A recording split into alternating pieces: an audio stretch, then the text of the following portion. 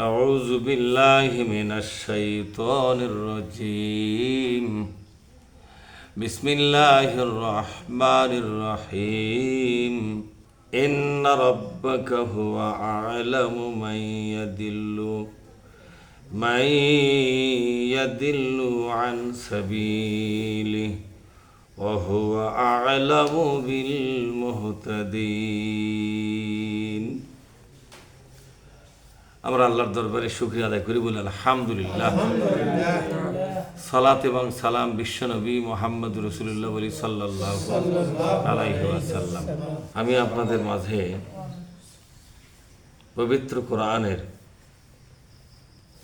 সূরা আনআম, এই সূরা আনআমের 117 নম্বর আয়াতটা পড়ে শোনালাম।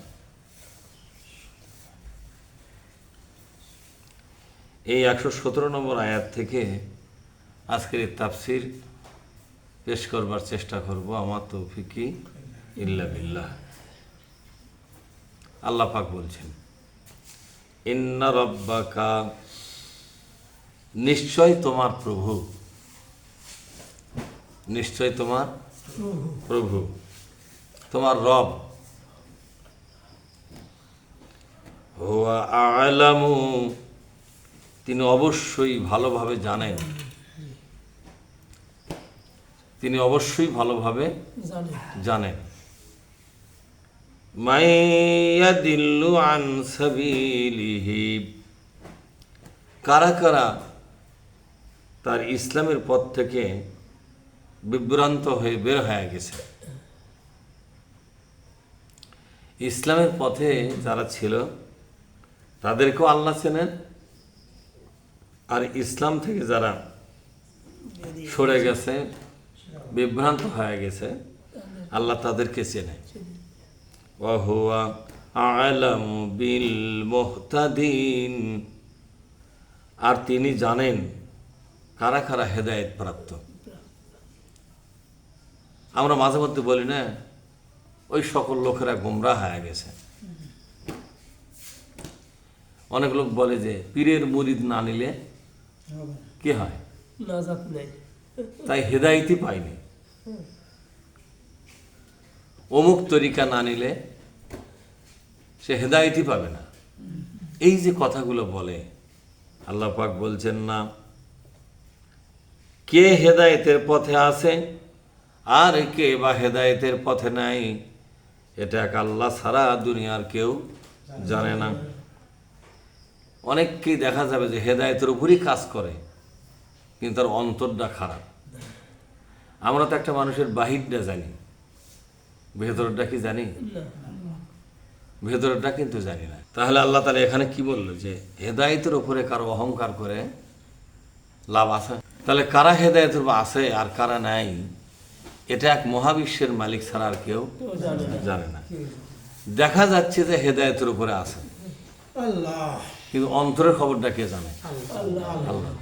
ফাকুলু মিম্মা যুকিরা ইসমুল্লাহি আলাইহি ইন কুনতুম বিআয়াতিহি মুমিনিন। আল্লাহ পাক বলছেন যে পশুর উপরে আল্লাহর নাম নিয়ে জব করা হলো, তোমরা সেই পশুর গোশত খাও। যেই পশুর উপরে আল্লাহর নাম নিয়ে জব করা হলো, এই পশুর গোশত খেতে হবে।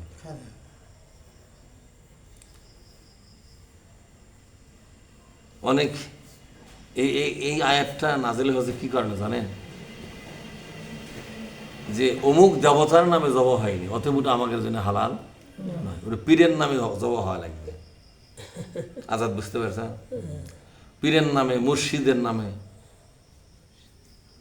দরবারের নামে, খালি আল্লাহর নামে জব হলে ওটা হবে না, আর যোগ দেওয়া লাগবে। আল্লাহর নামে ও পীর সাহেবের নামে, আমার মুর্শিদ বাবার নামে। দুনিয়ার কারো নামে কি কোনো পশু জব করা যাবে? তাই না? কুরবানির দোয়ার মধ্যে একটা দোয়া আছে, আল্লাহুম্মা মিনকা ওয়ালাকা, আল্লাহুম্মা মিনকা ওয়ালাকা, আল্লাহ তোমার পক্ষ থেকে এই পশুটা এসেছে, ওয়ালাকা এবং তোমার নামেই এটা কুরবানি করে দিলাম, এটা হালাল, আল্লাহুম্মা মিনকা ওয়ালাকা। আর কুরবানি যারা দিচ্ছে সেক্ষেত্রে বলা হয়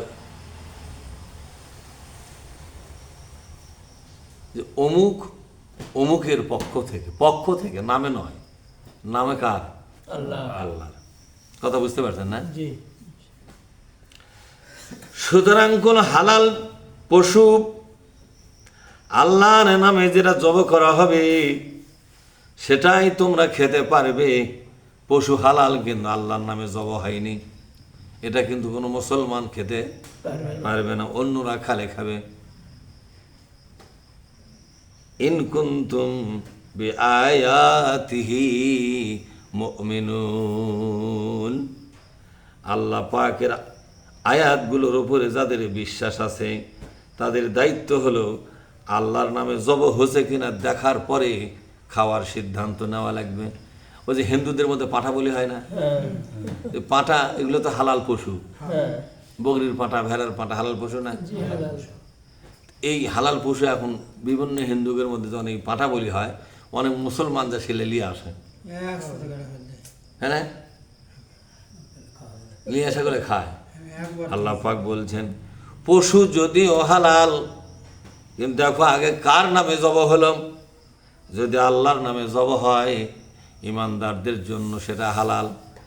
হালাল পশু কিন্তু আল্লাহর নামে জব না হইয়া কোনো দেবতার নামে বলি হয়ে গেল, এই পশু কোন ইমানদারের জন্য হালাল নয়। কি সুন্দর একটা বিধান আল্লাহ দিলেন যে হিন্দুকে উঠতে তো জোর করে নিয়ে আসা তো দূরের কথা, হিন্দুর যদি বাড়িতে পৌঁছেও দেয় তবু এটা খাওয়া যাবে না। আমার কথা বোঝেননি? আবার খ্রিস্টানদের মধ্যে অনেক পশু জব করে আল্লাহর নামে লয়, যিশু খ্রিস্টান নামে, কার নামে? ইহুদিদের মধ্যে কিছু পশু জব হয় ওজাইর নবীর নামে, আর ওজাইর নবীকে তৃতীয় খোদা মনে করে, নাউজুবিল্লাহ, দ্বিতীয় খোদা বা তৃতীয় খোদা মনে করে, আল্লাহ মনে করে।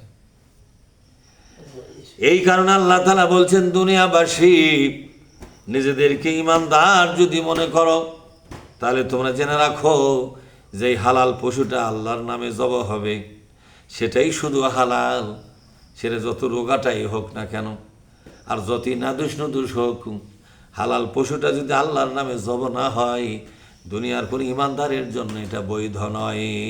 সুবহানাল্লাহ, কত বড় বিধান! এগুলো জানার দরকার আছে না নাই?